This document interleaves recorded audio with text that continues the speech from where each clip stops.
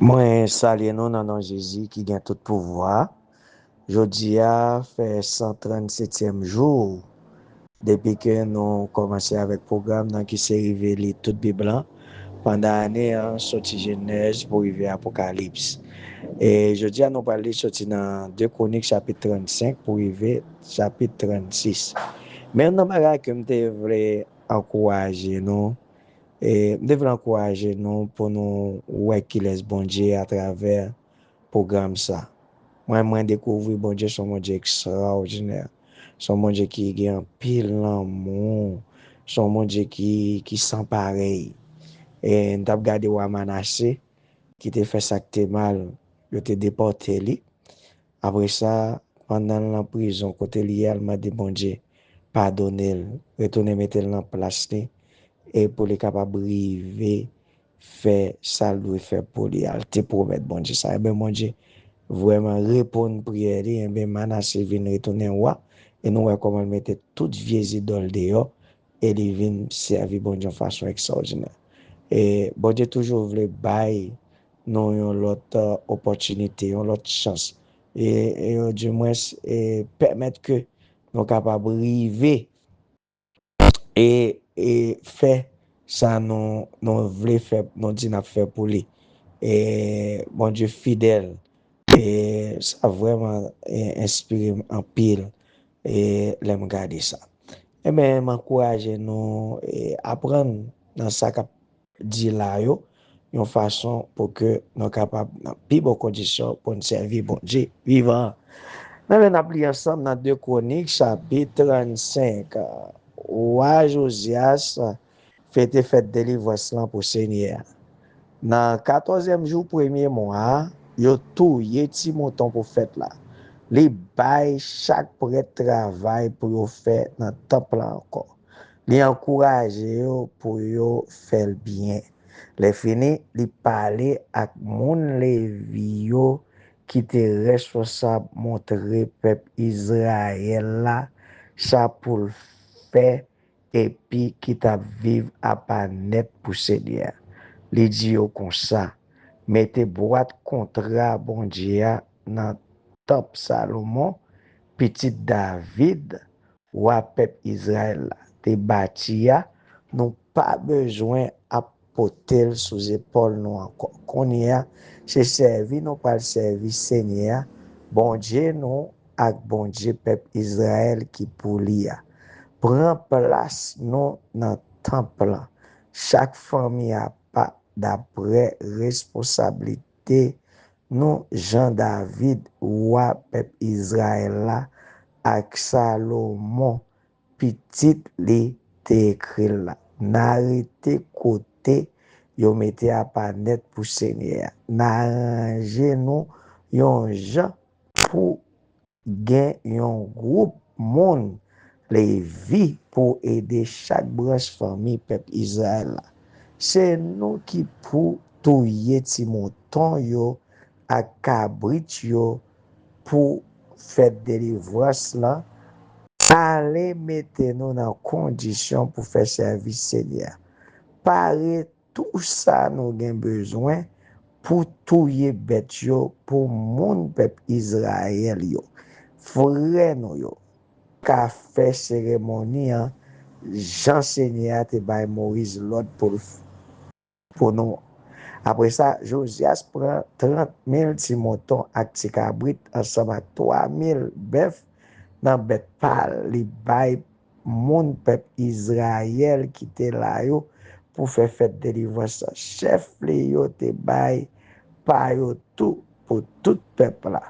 Pour prêtre yo ak moun Lévi yo. Ilkija, Zacharie ak Jeriel qui te responsable top Seigneur bay 2600 ti mouton ak ti cabrit ensemble ak 300 bœuf pour yo touyer pour fête là. Kon yé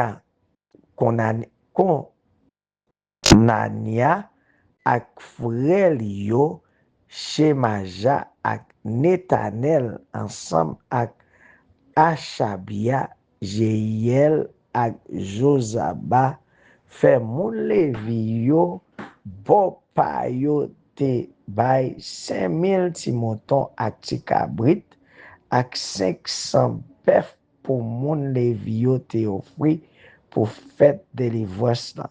Les tout bagay te pare pour fête là. Prêtre yo prend place yo.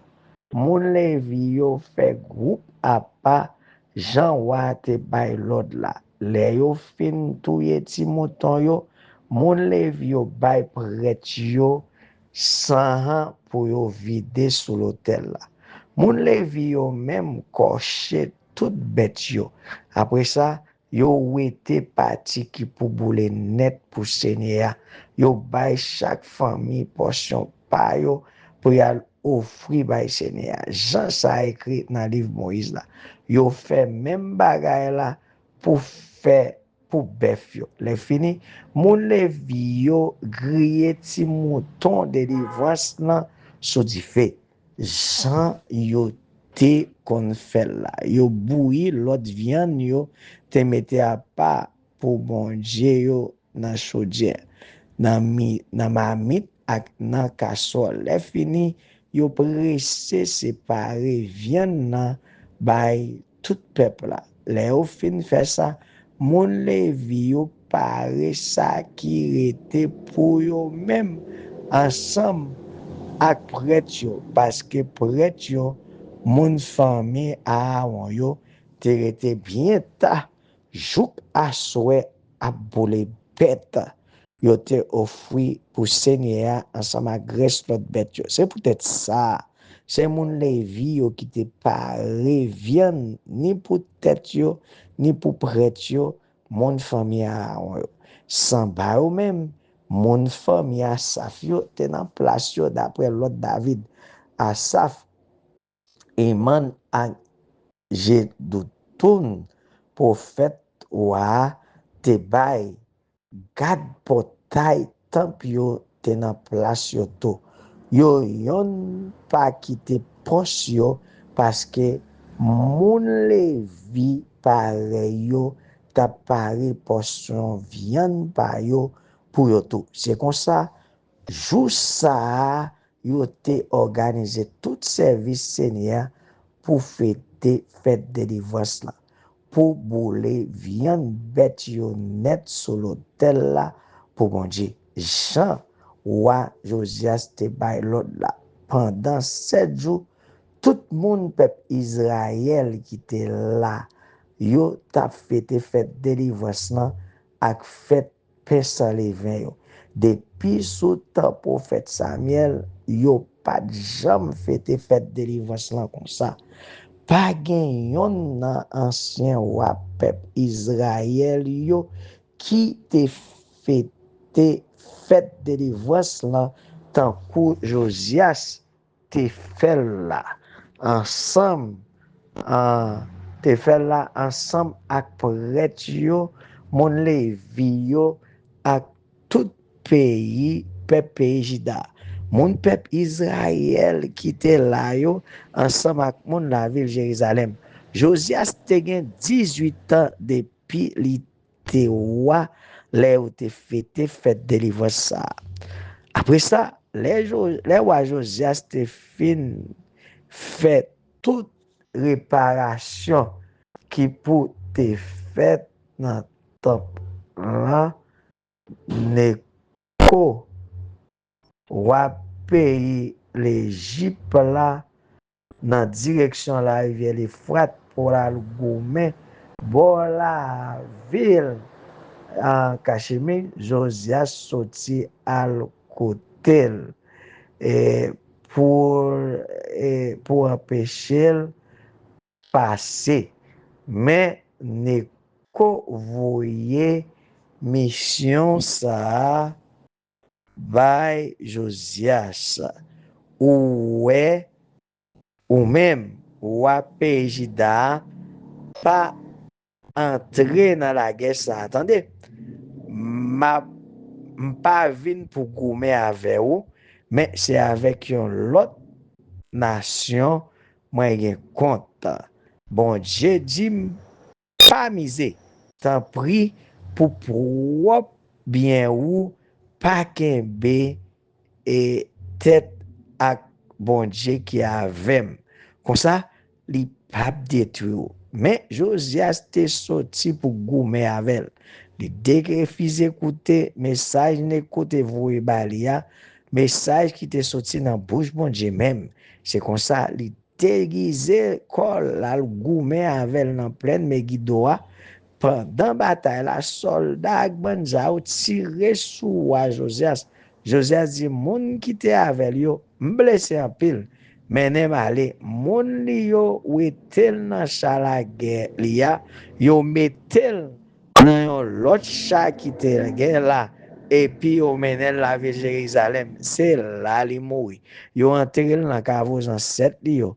Tout moun pays Juda ak moun la ville Jérusalem te prend gros la peine pour Josias, pour fête Jérémie te fait yo chanter pour plein so wa Josias. Depuis les ça, c'est un coutume dans le pays Israël là, chaque fois fille ak garçon a chanté dans la mort, yo changé Josias, yo mettait tout chanter la mort ça ensemble dans un livre. Tout ça Josias te fait, Jean li servi Seigneur tout Kelly, Jean li te marché d'après ça qui est écrit dans la loi Seigneur. Oui, tout ça Josias, toute histoire Josias la net, depuis premier jour, il te monté roi, jour dernier jour, roi, na joindre tout ça écrit dans le livre histoire roi pays Juda ak roi pays Israël yo. 2 Chroniques chapitre 36. Moun pays Juda choisi Joachaz petit garçon Josias. Joas, yo mette li roi dans place papal. Joachaz te gen 23 ans lè li monte roi dans pays Juda. Li gouverne la ville Jérusalem pendant 3 mois. Neko wa pays l'Égypte là mettel à terre. Li forcé pays Juda bali 7500 livres argent ak 75 de l'or. Après ça, Neko prend Eliakim frère Joachaz li metel roi dans place li. Laisse ça, li changer nom Eliakim li rele Joachim. Le fini, li prend Joachaz li menel dans pays l'Égypte. Joachim te gen 25 ans li monte roi pays Juda. Li gouverne dans la ville Jérusalem pendant 11 ans. Li te fait ça qui mal devant Seigneur, bon Dieu lia, Nebukadnezar, roi Babylone, envahi pays Juda. Li fait roi Joachim prisonnier, li mettel en bas chaîne double, li menel la ville Babylone. Nebukadnezar prend toute belle bagaille qui était dans le temple Seigneur, li pote la ville Babylone, li mette dans le temple bon Dieu parle. Tout reste histoire Joachim, lan Jean li te servi vieux idole yo ak toute méchanceté li te fait yo, nous joignent tout ça écrit dans livre histoire roi pays Juda ak roi pays Israël yo. C'est Joachim petit li qui monte roi dans place li. Joachim te gen 18 ans li te monte roi pays Juda. Les gouverneurs dans la ville Jérusalem pendant 3 mois, 10 jours. Les mêmes tout, li te fait ça qui mal devant Seigneur. Dans la saison printemps qui te vient après ça, roi Nebukadnezar, frère Joachim, prisonnier, li menel la ville Babylone. Li prend toute richesse qui était dans le temple Seigneur pour te aller. Après ça, Nebukadnezar prend Sédécias, frère par Joachim, li mettel roi la ville Jérusalem dans le pays Juda. Sédécias te gen 21 ans li vin roi pays Juda. Li passe 11 ans la ville Jérusalem a gouverner pays. Li fait ça qui mal devant Seigneur, li pas soumettre devant prophète Jérémie qui t'a parlé parole bon Dieu dans oreilles. C'est de ça se lever contre roi Nebukadnezar qui te fait sermenter devant bon Dieu, li t'a toujours soumettre li soumettre devant lui. Li fait tête dit, li te refusé changer la vie, li t'a mené, passer pour tâtonner, vin joindre Seigneur. Bon Dieu, peuple Israël, là, ata l'autre chef pays Juda yo, prêtre yo, ensemble avec tout peuple là, te lage koro nan servi yon ban vieux idole, tant que toute l'autre nation te kon fait. Yo dérespecté top Seigneur, te mette à pas pour lui, et même la ville de Jérusalem. Seigneur, bon Dieu, ancêtre yo wa, pas manquer voué prophète pour avertir peuple ya, parce que li pas vle rien river, ni peuple ya, ni temple ya. Mais, yo passé message bon Dieu, on a bêtise, yo pas occupé ça, bon Dieu te dit yo. Yo passé prophète yo en bas risible, bout pour bout, Seigneur te vin si tellement fâché, pas de gain réchappe pour yo encore. C'est comme ça, Seigneur a fait mon Babylone monter, vin attaquer yo, wa touye tout jeune garçon, Jida dans temple même. Li pas te gen pitié pour personne. Grand monde konti moun, femme kon garçon, moun malade kon moun gaya, bon Dieu la yo tout nan main wa. Wa même prend dernier ça qui te dans temple là ak nan pièce trésor temple là ensemble avec richesse wa ak richesse l'autre gros chef yo. Li pote yo la ville Babylone. C'est fini. Li mette di fe nan temple là. Li krasé miraille la ville là. Li boule tout gros kay yo ak tout belle bagay coûte cher. Li te quitté là-dedans yo. Li prend tout monde qui pas mourir yo, li déporte yo la ville Babylone côté yo servil. Li mène ensemble avec petit yo tant qu'ou esclave jouk journée, jouk gouvernement passé dans main wa pays pesa. C'est comme ça, ça Seigneur te mette dans bouche prophète Jérémie arrivé vrai. Pendant 70 ans, terre pral rete sans yon moun là-dedans. Li pral prend repos pour tout jour repos yo pas de jam balia.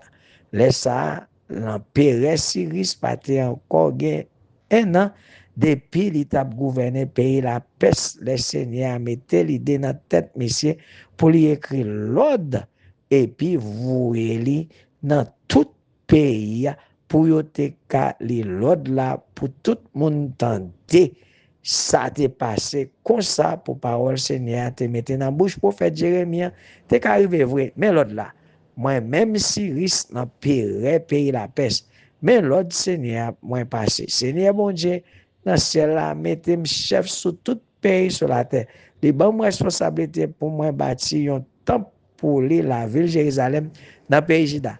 Nous demandons pour bon Dieu peuple ça béni tout le monde qui fait partie peuple Israël là pour yo monter la ville Jérusalem.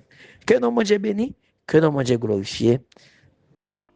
Kembela palage, nan nan Jésus qui a tout pouvoir. Amen.